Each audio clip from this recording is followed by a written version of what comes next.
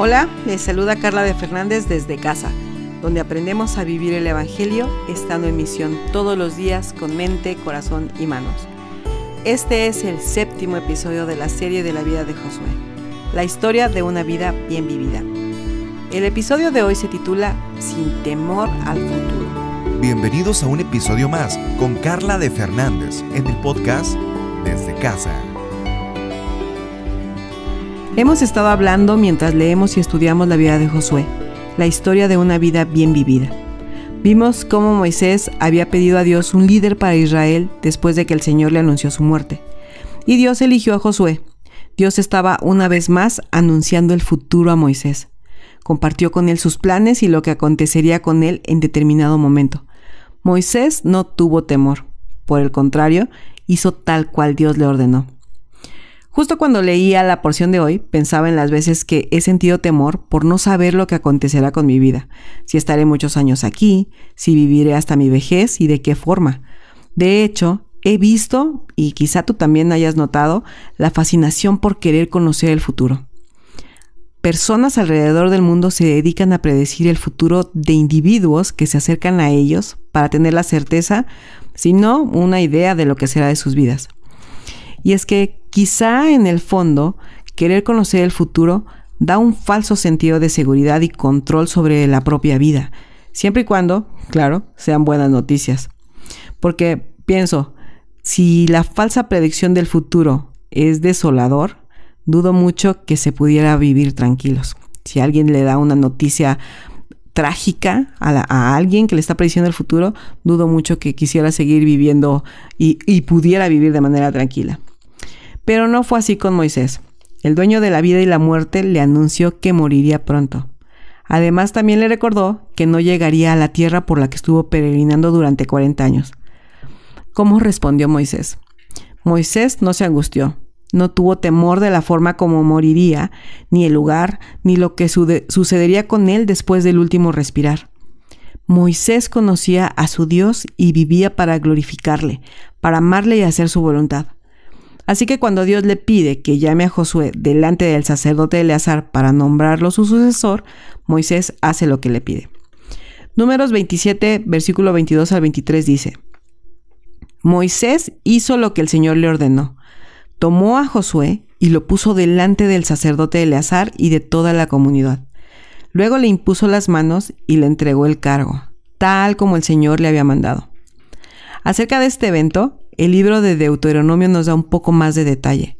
Moisés habla con el pueblo anunciándoles que no seguiría siendo su líder, puesto que Dios ordenó que Josué sea el nuevo líder de Israel. También les dijo: el Señor su Dios marchará al frente de ustedes para destruir a todas las naciones que encuentren a su paso, y ustedes se apoderarán de su territorio. Esto lo puedes leer en Deuteronomio 31, versículo 3. Es un recordatorio del Evangelio, un recordatorio para nosotros cuando leemos esto, porque podríamos leer no teman al futuro, no teman al porvenir. Dios va delante suyo y los cuidará, protegerá y dará la victoria sobre sus enemigos. Dios no nos ha dejado solas, Él va delante como poderoso gigante. Y el relato bíblico sigue diciendo en los versículos 7 y 8 de Deuteronomio 31. Llamó entonces Moisés a Josué, y en presencia de todo Israel le dijo: sé fuerte y valiente, porque tú entrarás con este pueblo a la tierra que el Señor juró dar a tus antepasados. Tú harás que ellos tomen posesión de su herencia. El Señor mismo marchará al frente de ti y estará contigo. Nunca te dejará ni te abandonará. No temas ni te desanimes. Aquí está Moisés delante de todo el pueblo para afirmar el liderazgo de Josué, para presentarlo como su nuevo líder. Delante del pueblo, Moisés les deja saber que Dios sigue en control de todo, sigue cuidando a su pueblo, y ahora que él está anciano y partirá pronto con el Señor, Dios ha designado a un nuevo líder, un líder elegido por él. Me llama la atención que le ordena a Josué: sé fuerte y valiente. Me pregunto, ¿Josué tendría temor? El relato no nos habla de los sentimientos de Josué. Sin embargo, creo y pienso que las palabras de Moisés a Josué, más que para animarlo, fueron para afirmar su carácter. A lo largo de estos días que hemos leído y conocido más de él, Vemos, de hecho, a un Josué fuerte y valiente.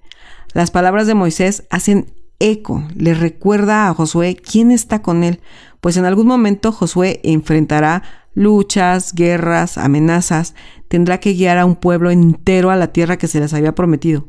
Un pueblo que, sabemos, era infiel a Dios, renegaba de él constantemente. No sería fácil para Josué y Moisés lo sabía. Josué estaba en misión. Esto me hace pensar en nosotras y nuestra labor diaria, en lo que hacemos en nuestros hogares, con nuestros esposos, las que estamos casadas, con nuestros hijos si somos mamás, pero también con nuestros padres, en el empleo que tenemos o en la universidad. ¿Cuántas veces estamos conscientes de que le estamos modelando la vida cristiana a otros? ¿De que otros nos seguirán y de que sin darnos cuenta estamos liderando a alguien? Esto no es para condenarnos o llevarnos a sentir culpa y vergüenza, sino para animarnos y recordarnos por qué y para qué estamos donde estamos y quién va delante nuestro. Estamos en el lugar donde Dios nos tiene con una misión. Quizá te preguntes, ¿cuál es esa misión? ¿A qué te refieres? Bueno, en mi iglesia local le llamamos estar en misión con alguien. Entendemos que la misión de Dios es reconciliar al mundo con Él por medio de Cristo. Su vida, muerte y resurrección dan testimonio de que Dios quería salvar al mundo de la condenación por sus pecados y le ha placido a Dios usar a su iglesia, el cuerpo de Cristo, los hijos de Dios esparcidos alrededor del mundo. Dios nos ha colocado en nuestras ciudades, en las regiones, en las colonias, universidades, en los empleos, en nuestros hogares, y nos ha dado personas cercanas a nosotras para demostrar el Evangelio, para hablarles las buenas nuevas y llevarlos a conocer al Dios Trino. Por eso pensamos y creemos que Dios nos tiene justo donde Él quiere usarnos, donde Él entiende que podemos modelar el Evangelio a otros, así sea solo a una persona, así sea solo a nuestros hijos en nuestro hogar. Dios nos ha dado la identidad de hijos gracias al sacrificio de Cristo. Somos siervos y misioneros también. La próxima vez que veas el lugar donde estás, quiero que pienses en la bondad de Dios y en que ha tenido a bien colocar una pequeña lámpara, es decir, tú, para alumbrar a otros el camino a Cristo. Quizás solo tú seas hija de Dios en el lugar donde estás. O quizá también, aún rodeada de creyentes, Dios te use para hablar y recordarles el Evangelio a los que están cerca de ti. Hablemos de Él, glorifiquemos su nombre, mostremos a Cristo con nuestra vida, pero también con nuestras palabras anunciemos las buenas nuevas de Jesús. Es Dios quien nos llama a servirle, es Dios quien nos coloca en donde estamos, así que no temamos.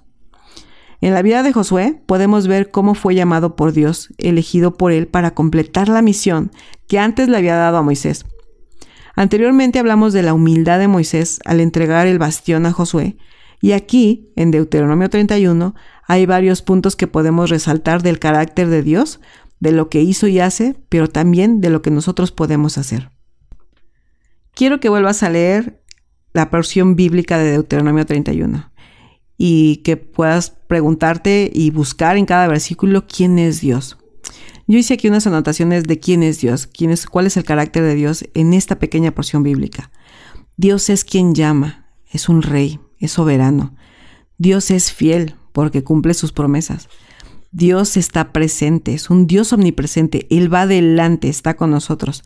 Pero también Dios es protector porque no nos deja nunca. ¿Qué ha hecho Dios? Dios nos ha llamado al lugar donde estamos. Fue Él quien en su soberanía, en su sabiduría, nos ha colocado en el sitio donde sabe y entiende seremos de bendición a otras personas.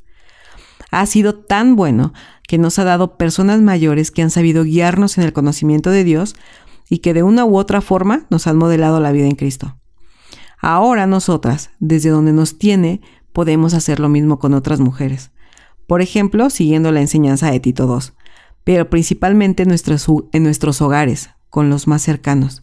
Siempre les digo a mis hijos y a las mujeres con quienes hablo, necesitamos empezar en nuestro hogar. La misión primaria es en nuestro hogar. Ahí es donde modelamos el Evangelio, ahí es donde nos damos a conocer con mayor claridad y sin máscaras y somos tal cual somos. Y de ahí entonces podemos pensar en ir hacia afuera, con nuestros vecinos, en nuestra colonia, en nuestro lugar de trabajo y al mundo entero, si Dios así lo permite. Es en nuestra principal esfera de influencia donde Dios afirma nuestro llamado, pero también nuestro carácter. Es ahí donde somos moldeados y afirmados.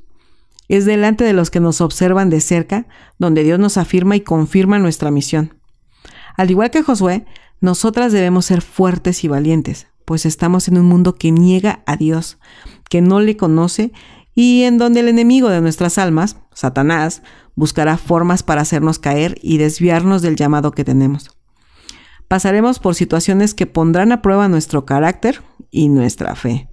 Momentos en los que es probable que si de repente nos podamos sentir olvidadas por Dios, momentos en los que nos veremos tentadas a reunirnos, momentos en los que nos veremos tentadas a quejarnos y a huir de Dios. Es ahí donde, como en cada instante de nuestra vida, debemos depender del Espíritu Santo, de su obra en nosotras, de su ayuda y guía, de su fuerza y poder para seguir adelante con nuestro llamado y deseo de cumplir la voluntad de Dios. Será en esos momentos en los que hemos de recordar quiénes somos en Cristo, qué ha hecho en y por nosotras, así como recordar las promesas de Dios y que su palabra se cumple con nosotras, sin nosotras o a pesar de nosotras. Entonces, ¿cómo respondemos? Ya vimos quién es Dios, qué es lo que ha hecho, cuál es nuestra identidad. Entonces, ¿cómo vamos a responder? Al igual que con Josué, Dios está con nosotras. El llamado a ser fuerte y valiente también nos lo ha dado a ti y a mí. Nosotras no estamos guiando a un pueblo de millones de personas para tomar posesión de su herencia, pero sí hay personas que nos observan y que de una u otra forma son influenciadas por lo que les estamos modelando. Nuestra forma de vivir el día a día habla en altavoz acerca del evangelio que hemos creído. Otra vez, nuestra forma de vivir el día a día habla en altavoz acerca del evangelio que hemos creído.